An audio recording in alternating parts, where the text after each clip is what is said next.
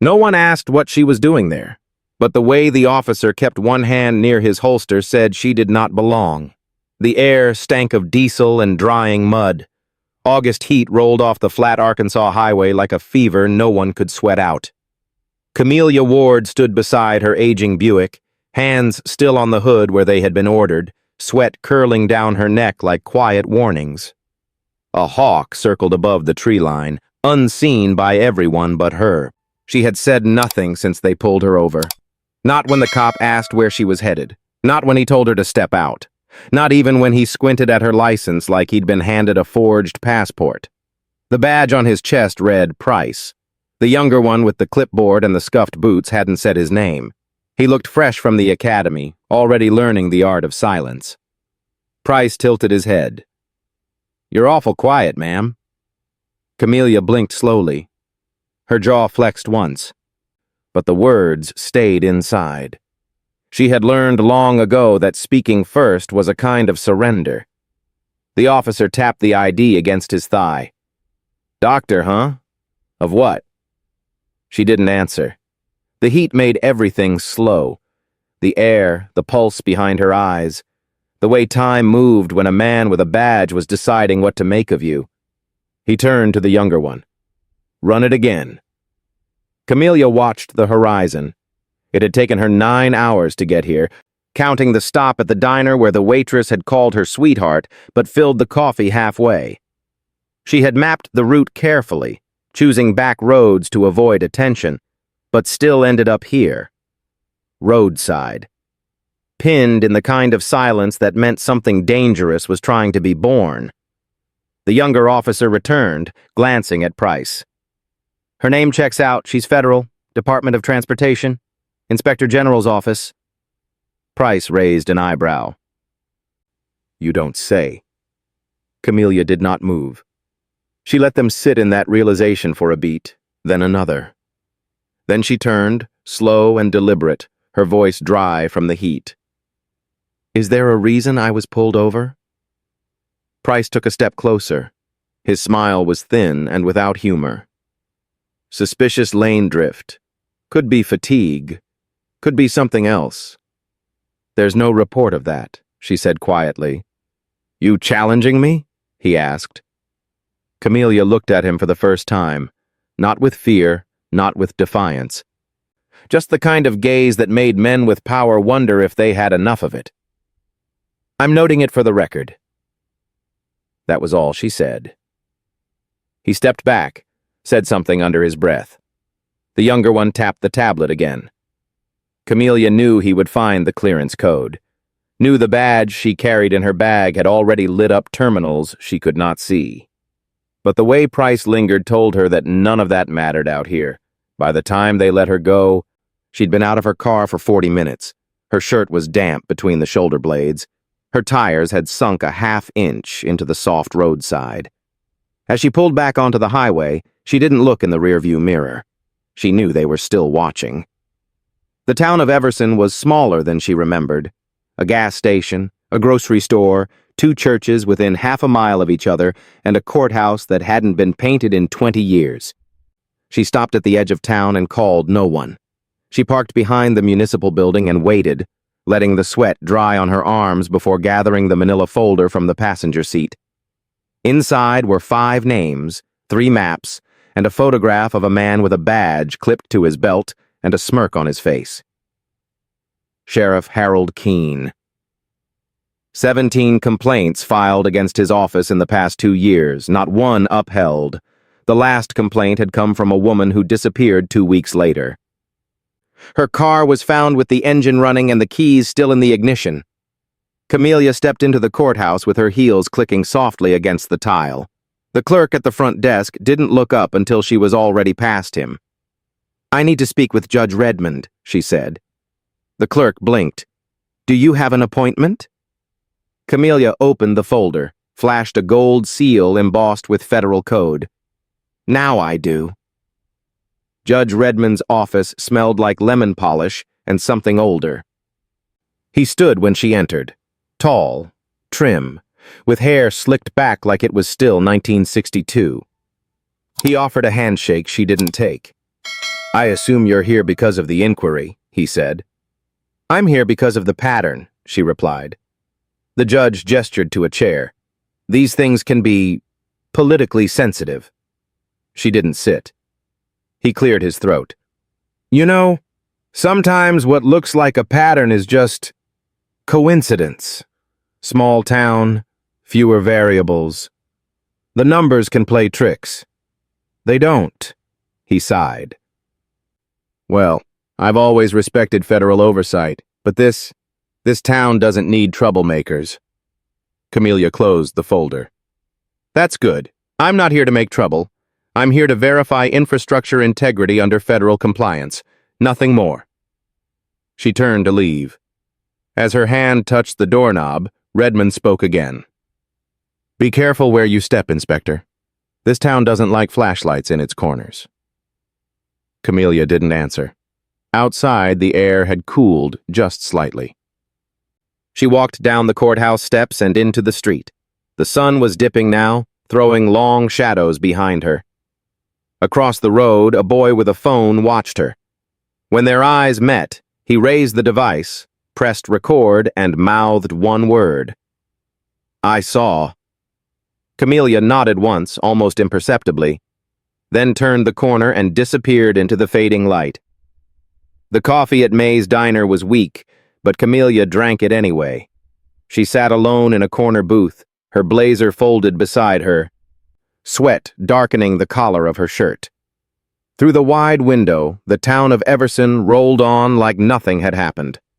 Across the street, a rusted pickup coughed into life. 2 kids rode bikes without shoes. A man on a porch waved at no one. It was the kind of town that mistook silence for safety. May, the owner, brought a slice of pie and didn't charge her. Camelia didn't ask why. You new to town? May asked, wiping her hands on a faded towel. Passing through, Camelia said. May hesitated. You one of those people asking about the sheriff? Camelia looked up. What people? May blinked. Never mind. Camelia let the silence stretch. People always filled silence if you let them. May shifted. Couple months ago, a reporter came sniffing around. Said he was working on a story about wrongful arrests. Disappeared right after. Camelia stirred her coffee. Did he have a name? May tapped her lip. Chris something. Wore a Red Sox hat. Had that northern way of asking questions like he already knew the answers. What happened to him? May looked toward the back. Sheriff said he got called out of town, but his car sat out back for 3 days. Then one night it vanished.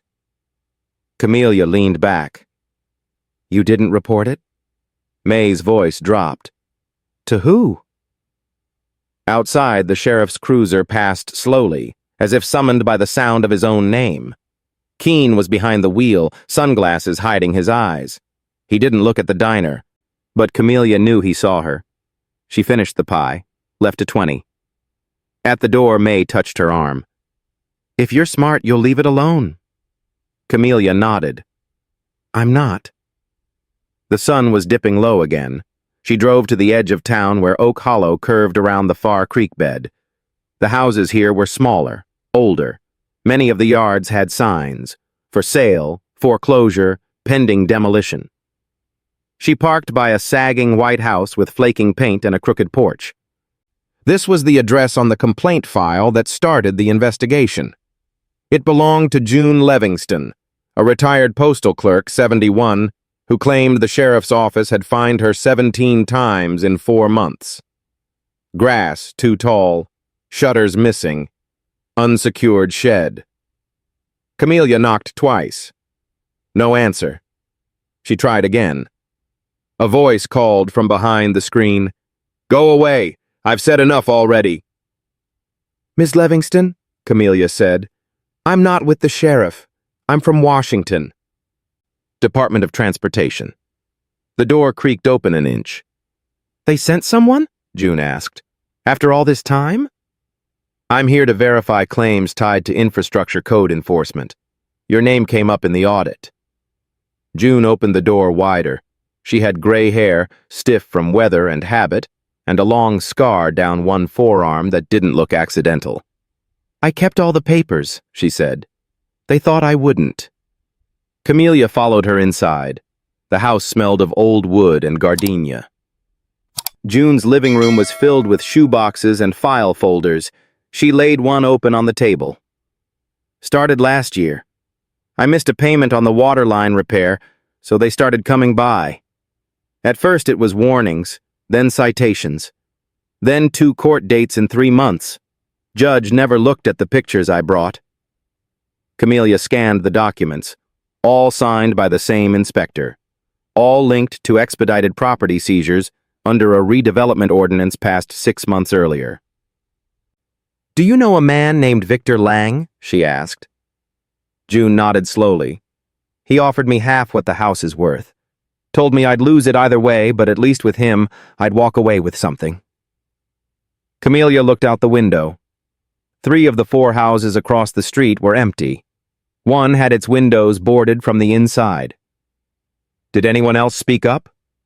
Cliff Myers tried, former teacher. Had a little sign out front that said Oak Hollow lives here. Disappeared in January. Heard he moved. "But I don't believe it." Camelia folded the papers. "I need a copy of everything." June handed her a flash drive. "You're not the first to ask questions, just the first who didn't work for them." Camelia left before dark. The sun melted into the trees as she drove back toward the center of town.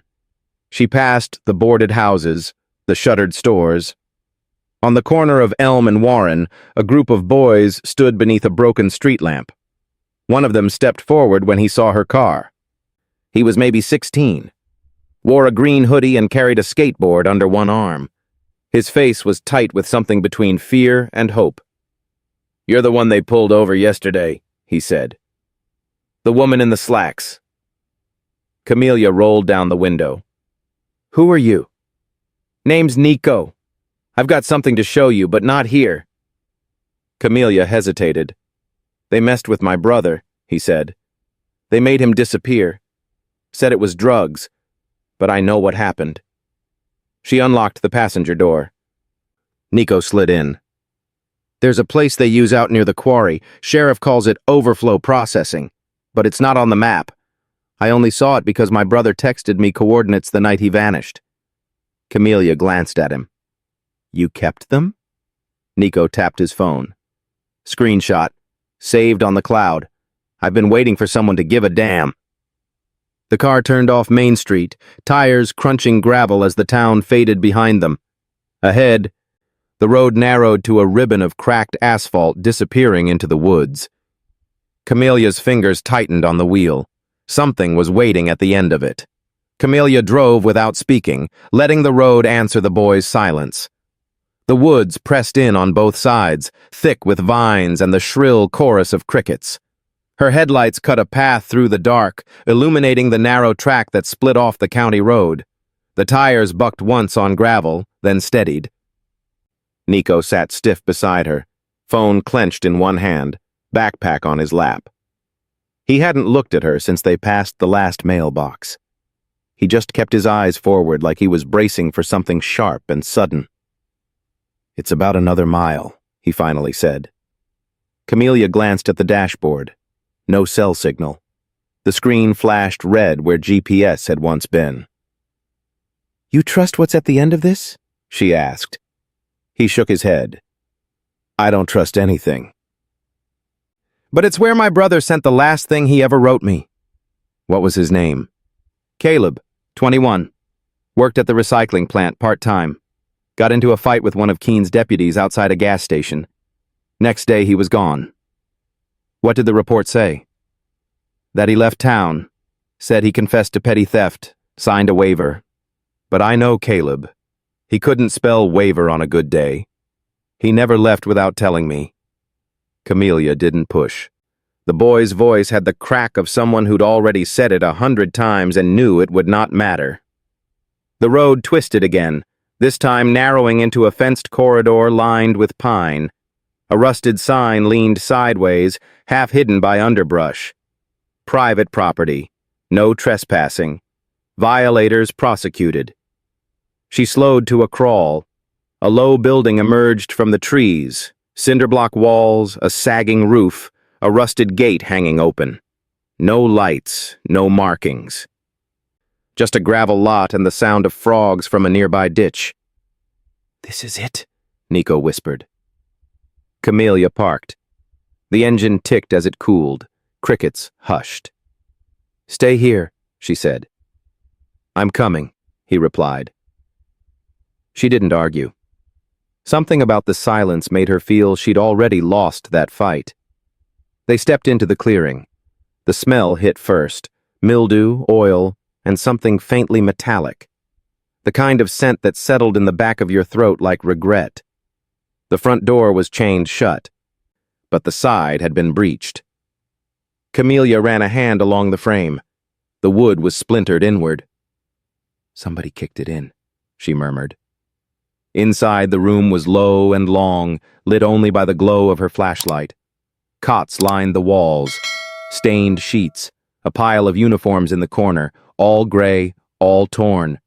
There were cameras mounted on the ceiling, broken, wires cut. "What is this place?" Nico whispered. Camellia didn't answer. Her light skimmed the floor, chains bolted to a radiator. A clipboard still attached to a wall hook. She pulled it down. The sheet was water-streaked but legible. 4 names. Caleb Torres was the second one. Beside his name, "Hold for transfer." Camellia turned to Nico. This was a holding site. Off books. No booking records, no intake reports. It was never meant to be found. Then how did he send the coordinates? He must have had his phone or borrowed one. Either way, he knew he didn't have long. They moved room to room.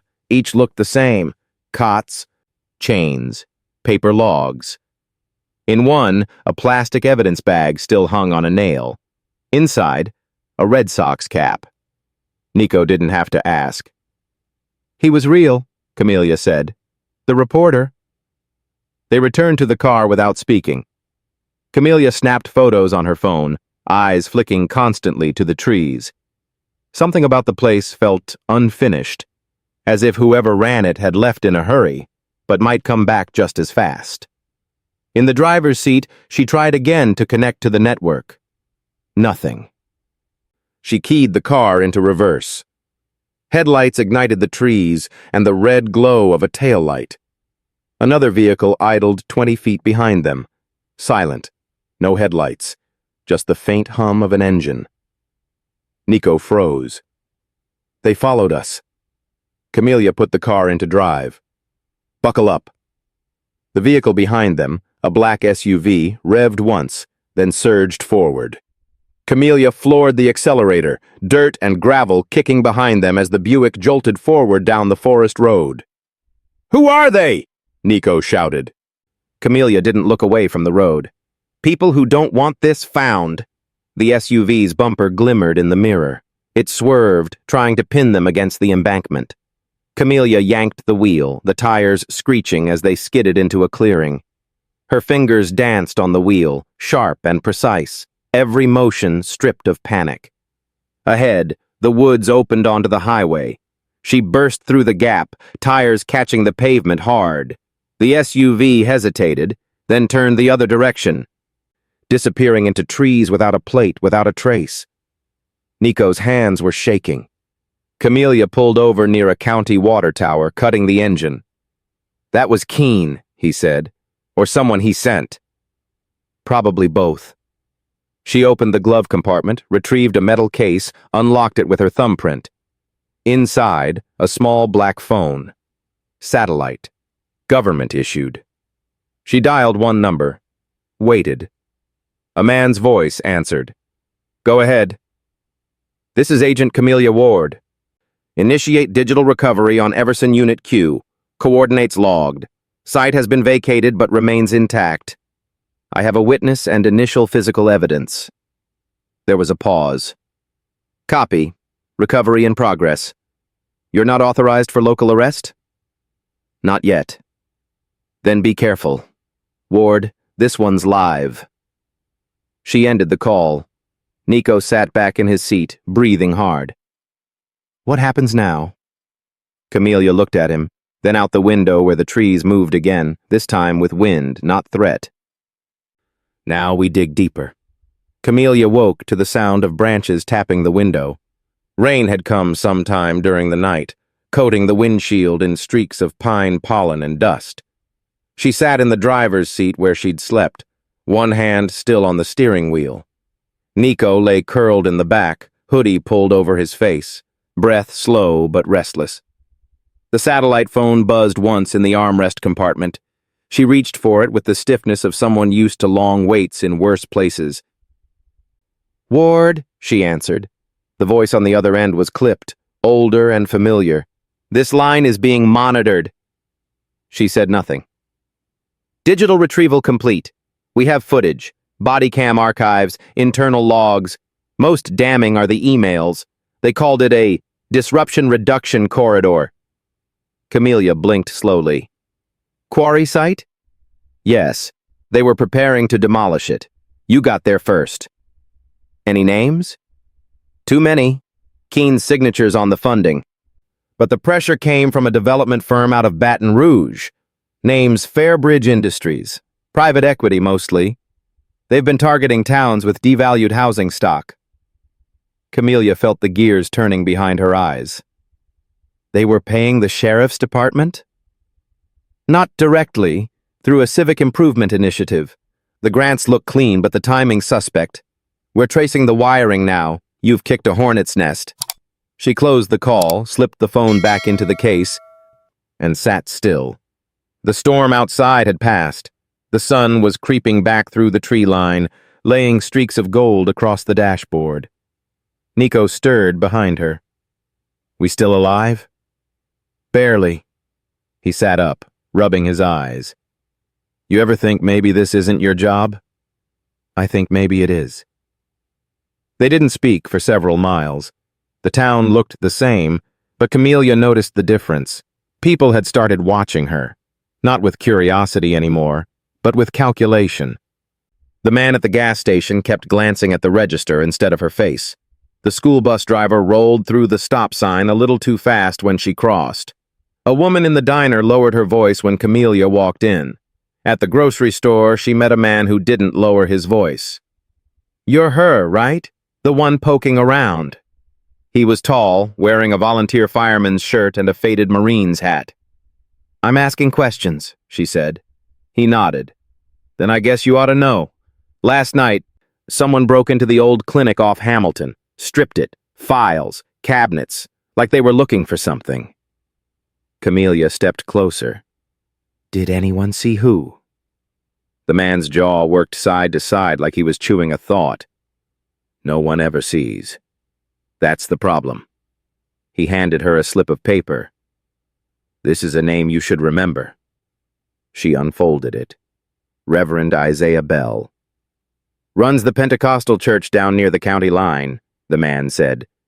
"He's the one they couldn't scare." The address led her past the fields, where telephone poles leaned like drunks and grass grew too tall for comfort. The church wasn't much, white paint peeling, roof patched with tin, but it stood straight, and the sign out front said, "Sunday service 10 a.m., all are welcome." She knocked. A dog barked behind the door, then silence. A man opened it. Late 60s, heavy shoulders, eyes that had seen too much to pretend otherwise. "You're the inspector," he said. Camelia nodded. "Come in." The inside of the church smelled of cedar and floor polish. Light came through stained glass shaped like wheat fields. He poured her coffee, black and bitter. "I've been waiting for someone to show up," he said. "Didn't expect it to be a woman in pressed slacks and road dust." "You know what's happening." Reverend Bell sat across from her. "I know too much." "Then tell me." He exhaled through his nose. "You ever try to hold on to something while men with money and guns tell you it's already been sold?" "Yes," she said. He nodded. "They call it urban renewal, community realignment. but it's theft in a tailored suit. Fairbridge offered to buy the land this church sits on. Said they'd build a memorial garden and give us a plaque. What did you say?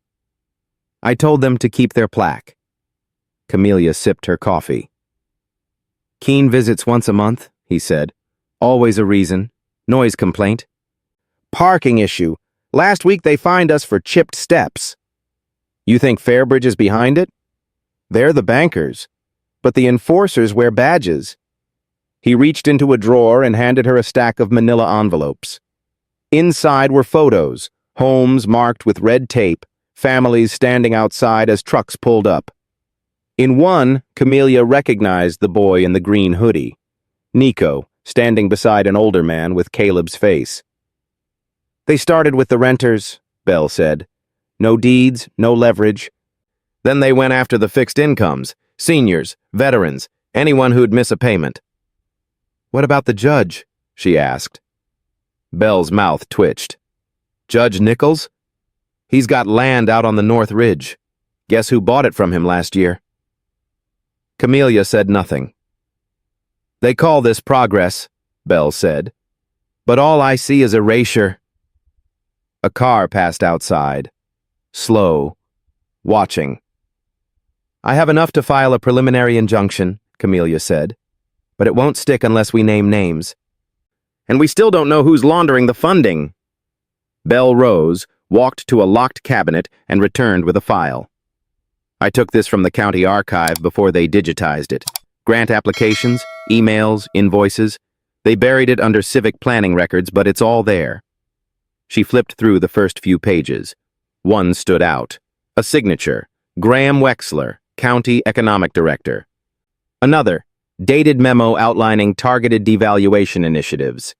This is proof. You said you're federal, Belle said. Then act like it. She closed the folder. That night, Camellia returned to her motel. The curtains were drawn. The lock was intact. Nothing moved in the parking lot. But on the mirror, written in marker, were 4 words. Stop digging. Keep quiet. She stood still for a long moment, eyes on the reflection before slowly wiping the words away with the sleeve of her jacket. Outside, thunder rolled across the hills. The storm was coming back. Camellia sat on the edge of the motel bed, the folder from Reverend Bell spread open on the comforter. Rain tapped the window like fingernails. The lamp cast long shadows across the walls. The words on the mirror were gone, but the message clung to the air. She had spent years working inside systems built to bend but not break. But this wasn't a system. It was a loop, designed to trap the powerless and reward silence. The invoice dated March 3rd was the clearest trail yet. A grant transfer of $48,600 listed as Community Stabilization Initiative, routed through a Shell LLC registered in Louisiana. A second payment followed 2 weeks later, tied to demolition contracts with no listed address. Just coordinates. Her coordinates. She snapped a photo of the document and uploaded it to the secure cloud. Then she did the same with the property seizure logs, the judge's signature, and the memo from the county's economic office titled Strategic Adjustment Plan. The phone buzzed. Unknown number. She hesitated, then answered. Ward. A man's voice, calm, practiced. You're making things harder than they need to be. Who is this? You've got a good resume. Impressive service record. I looked it over. No blemishes. It'd be a shame to see that change. She stood, scanning the parking lot through the slit in the curtain. No movement. 1 truck, 2 sedans. One of them, hers. I suggest you hang up, she said. The voice didn't flinch. We don't want to hurt anyone, but people have families here. Investments. There's no upside in dragging this into the spotlight. You're not local. No, the voice admitted, which is why I see the bigger picture. She ended the call. By morning, Nico was gone. The front desk hadn't seen him leave. His backpack was still in the room, but his phone was missing.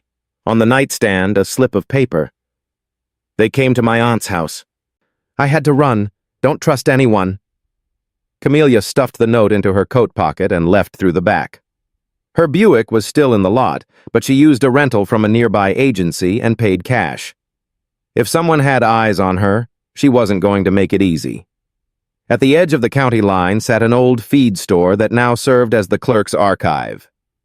She had called ahead, posing as a researcher from the University of Little Rock studying zoning histories. The clerk was wiry and suspicious, but the badge she showed cleared the path. Inside, cardboard boxes lined steel shelves, labeled by year and scrawled in Sharpie.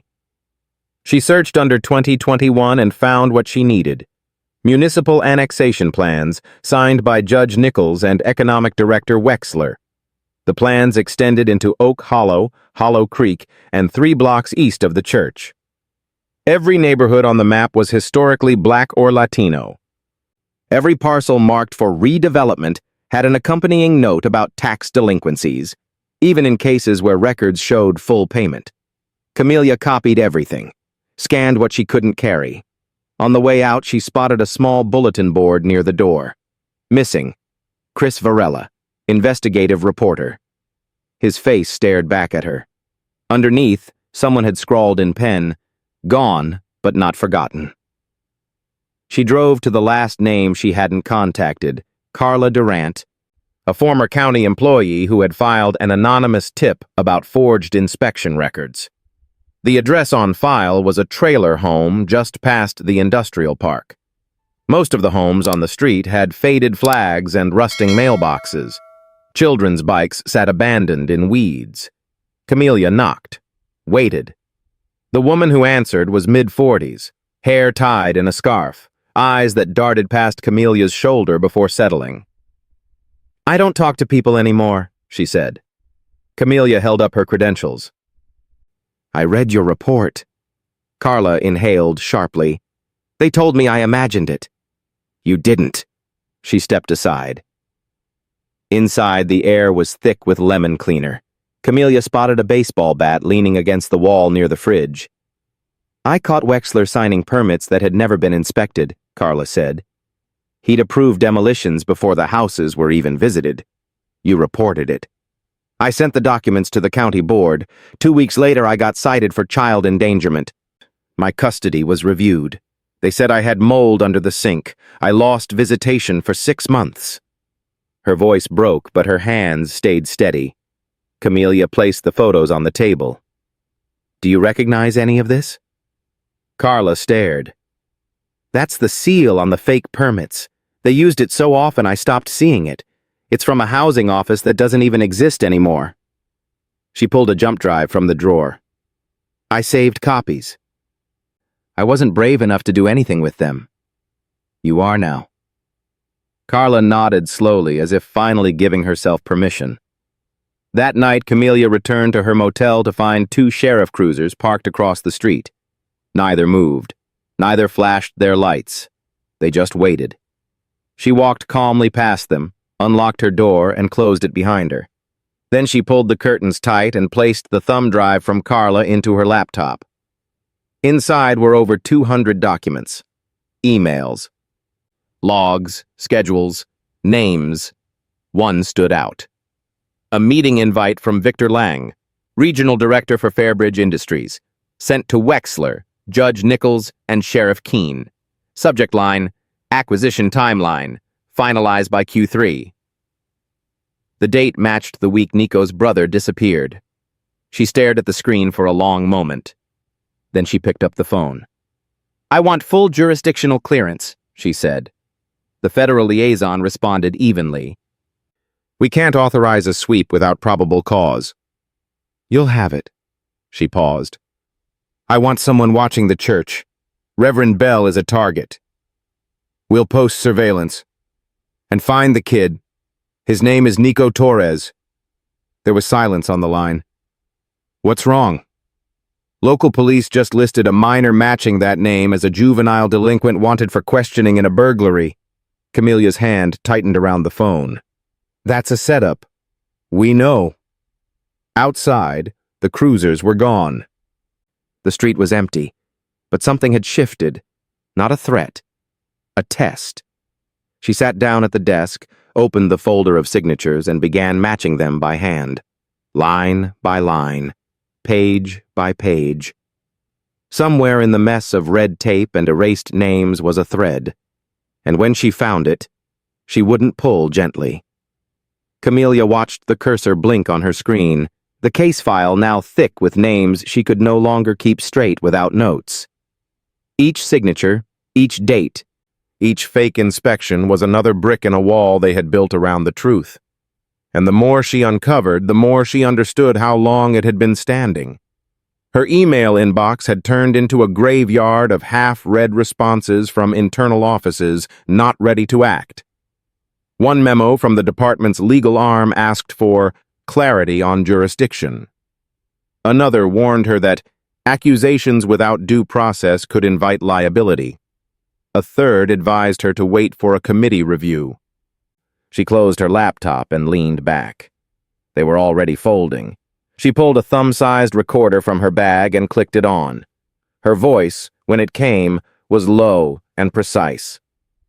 "This is Agent Camelia Ward. As of 8:43 p.m., I am documenting a coordinated effort by state and local officials in Everson County to suppress, defraud, and unlawfully displace residents under the pretense of redevelopment. Supporting material has been uploaded to a secure cloud drive accessible only by the Civil Infrastructure Oversight Task Force. If anything happens to me, this file goes public."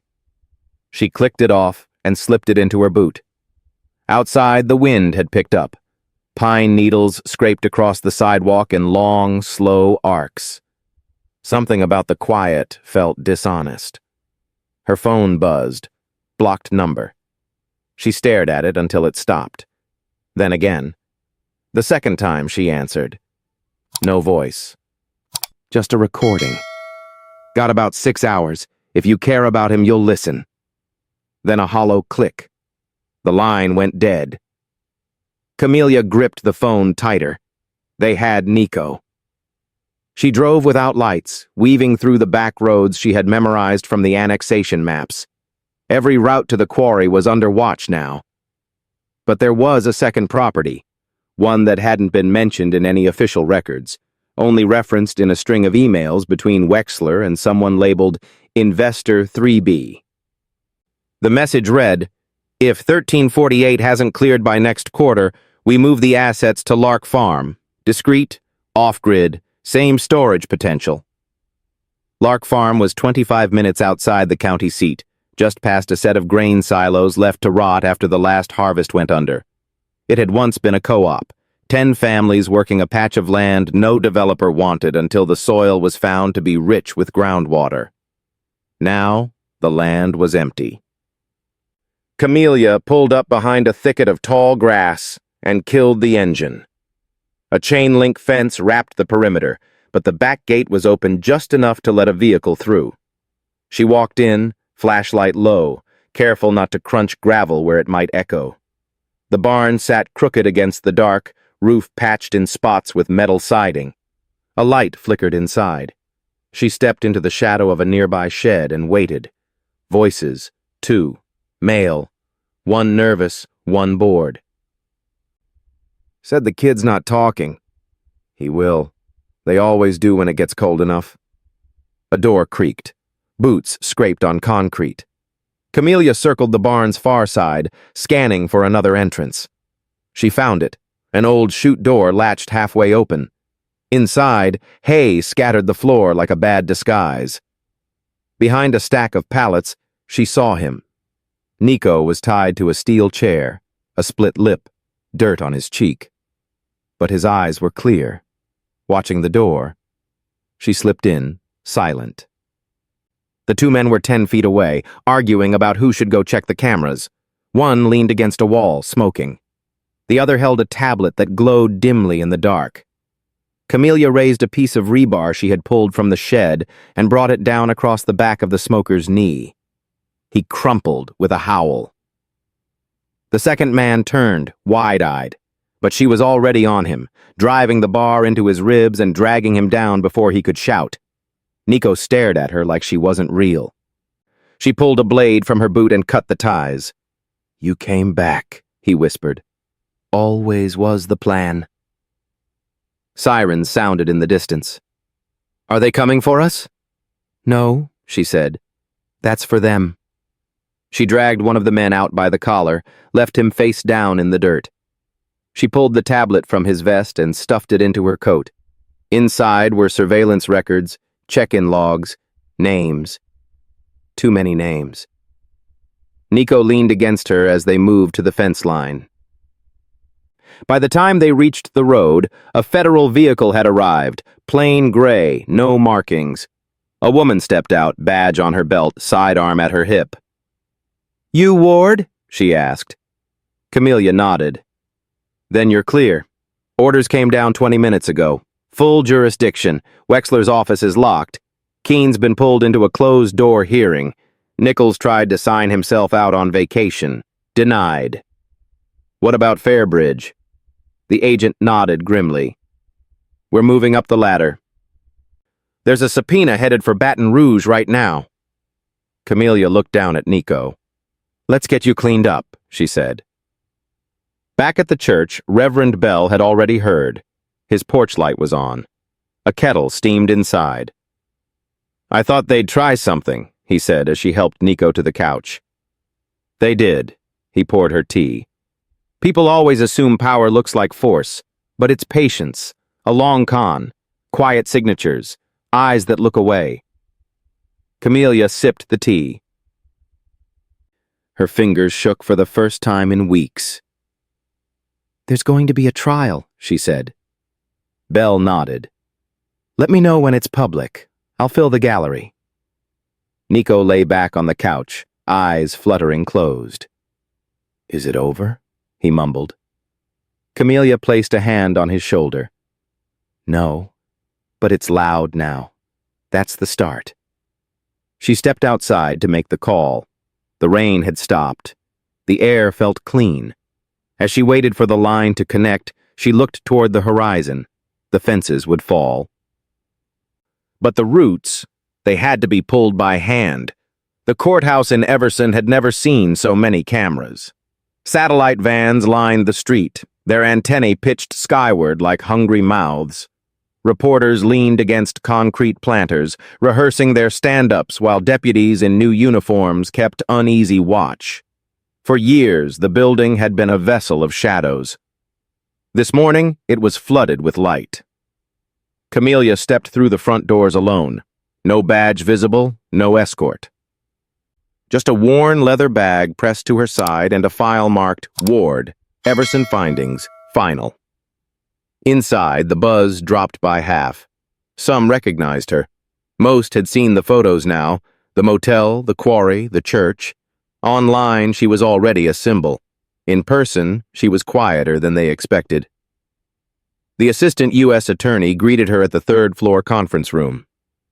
"You look like you haven't slept," he said. "I don't sleep for symbols." He smiled faintly and motioned to the chair. The room overlooked Main Street. Below, protesters gathered in clusters. Some held signs of support. Others, fewer but louder, called it federal overreach. In Everson, truth had become a matter of allegiance. The attorney opened a binder. "We've confirmed 17 forged citations, 10 unlawful seizures, and 3 coordinated demolitions, all funded by Fairbridge. Keene's statement corroborates much of it." He flipped? "Last night. Claimed he was just following the directives of the County Redevelopment Board. We're still digging." Camellia leaned forward. "What about Wexler?" "He lawyered up, denies knowledge, says he signed off on documents under pressure." "And the judge?" The attorney hesitated.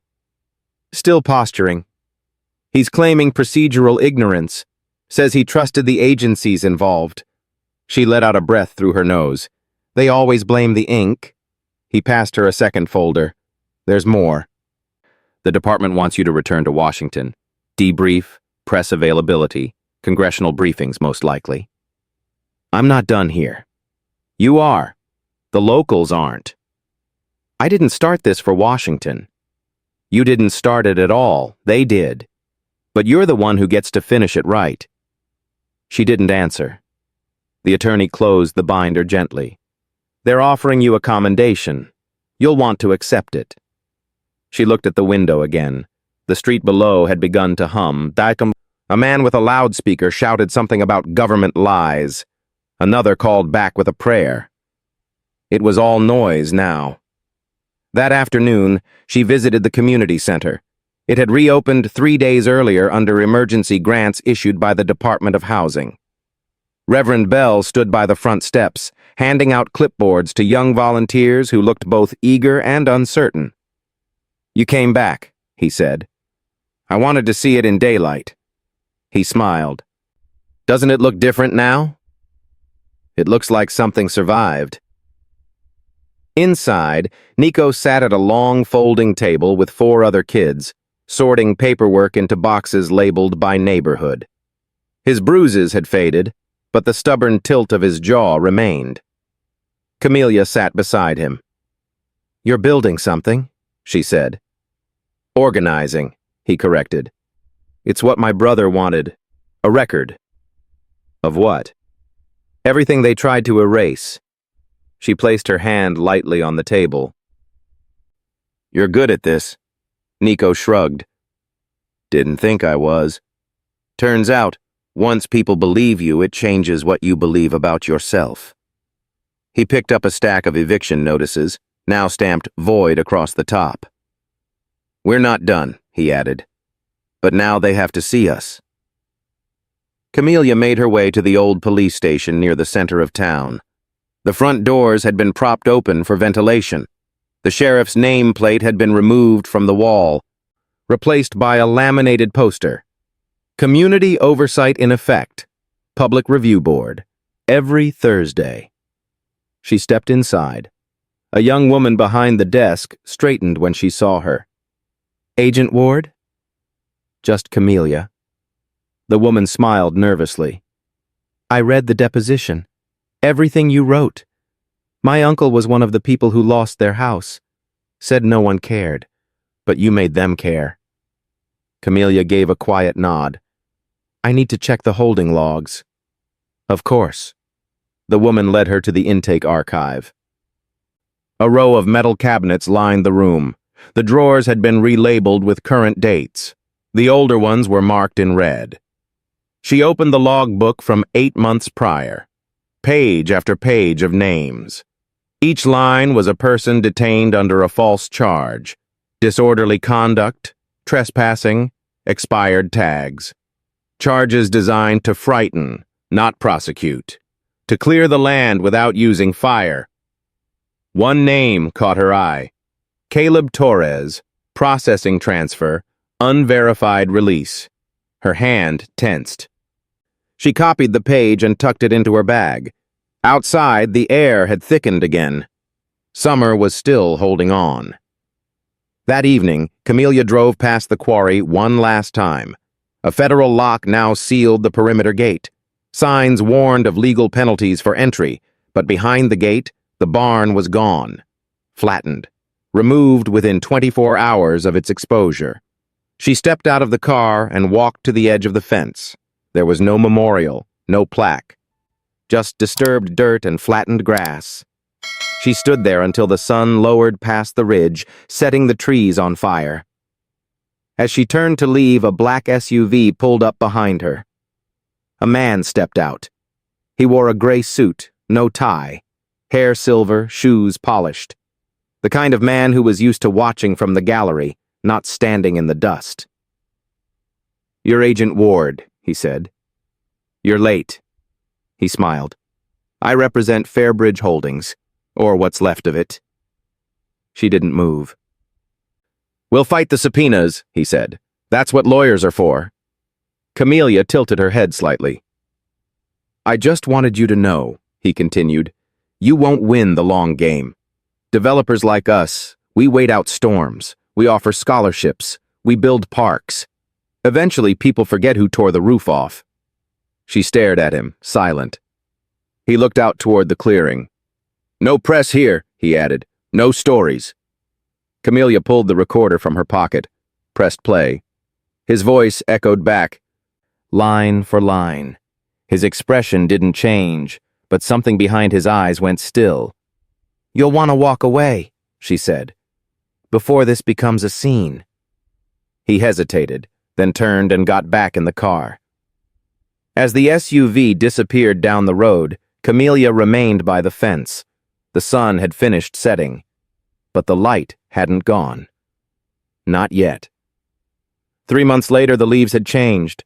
The fields outside Everson turned to copper and gold, and the town slowed in the way all southern places do when summer finally surrenders. Camelia returned not as a federal agent, but as a witness. She wore no badge, no blazer, just a gray dress, plain but pressed, and the expression of someone who had watched people bury things that were not yet dead. The courthouse was quieter this time. Most of the cameras had moved on. The headlines were already chasing new storms. But inside, the gallery was full. Reverend Bell sat in the third row. Nico was beside him, in a clean shirt and black sneakers. A woman from the housing office took notes in a blue folder. 3 reporters from Little Rock sat near the aisle, whispering into their phones. At the defense table sat Wexler, thinner now. The judge presiding had been brought in from out of state. He carried himself like someone uninterested in anyone's legacy. Camelia took the stand just after noon. The prosecutor, a careful man with a careful voice, kept his questions simple. State your position during the events of June through September. Federal Inspector, Office of Civil Infrastructure. And your role? I was assigned to audit redevelopment practices in underserved regions receiving expedited federal grants. Did Everson fall into that category? No, but it was listed in a flagged report due to irregular foreclosure activity. He showed her the file. This is your documentation? Yes. Were these properties legally seized? No. He passed her a photograph. And this? Surveillance footage, from a facility used to detain residents without lawful process. Who signed the authorization for that facility? Wexler, with oversight from the county judge and the sheriff. The defense objected. The judge overruled. The questions continued. Dates, emails, financial transfers. Camelia answered without flourish. Just the facts, layered one atop the other like stone steps leading to a quiet truth. When it was over, she stepped down. No applause, no nods, just a silence that carried weight. Outside the courthouse, Nico caught up to her on the steps. "You didn't even blink," he said. "You don't blink when they expect you to." He walked with her to the sidewalk. "They're making me speak at the town hall next week," he added. "I'm not good at that stuff." "You don't have to be," she said. "Just tell the truth." He nodded, eyes focused on something down the block. "They're naming the new library after Caleb." Camelia looked at him. "That's good. I just wish he could see it." She placed her hand gently on his shoulder. "He does." That night, she stayed at the same motel, same room, same rust mark on the shower pipe. The mirror had been replaced, but she could still feel the 4 words that once hovered on its glass. Stop digging. Keep quiet.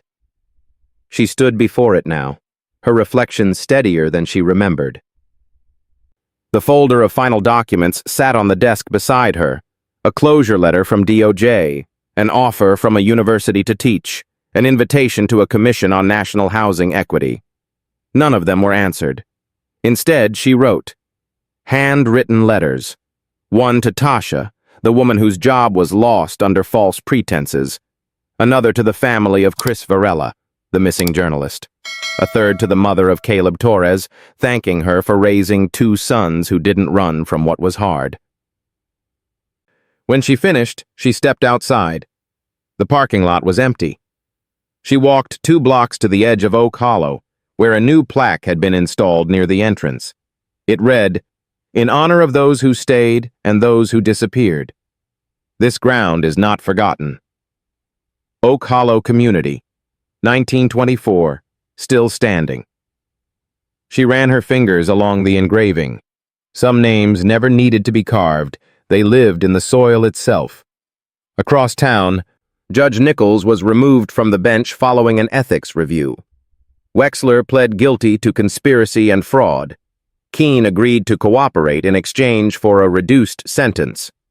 Fairbridge Holdings was under federal investigation in 4 other states.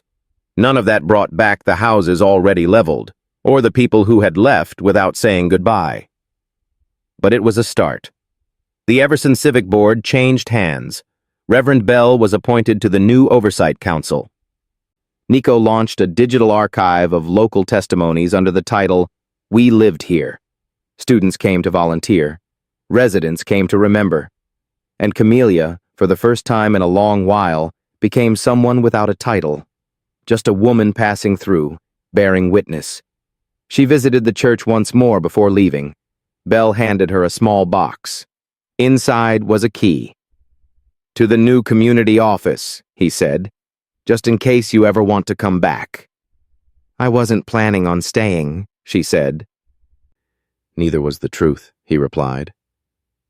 They sat on the steps for a while. The breeze was gentle. Laughter floated from somewhere behind the church. "Do you believe in justice?" he asked. She thought for a long time. "I believe in people who keep showing up when no one's clapping." He nodded. "Then you'll be back." She stood, holding the key. "I'll write," she promised. "You better." The road out of town curved through the trees. The sun was setting behind her, casting long shadows across the empty fields. Camellia drove with the window down. The smell of cedar and earth filled the car. Her hands were steady on the wheel. At a crossroads, she slowed. A new sign had been posted. Everson, where every voice matters. It was not much, but it was something. She did not stop. She did not look back. She kept going, toward the next silence waiting to be broken.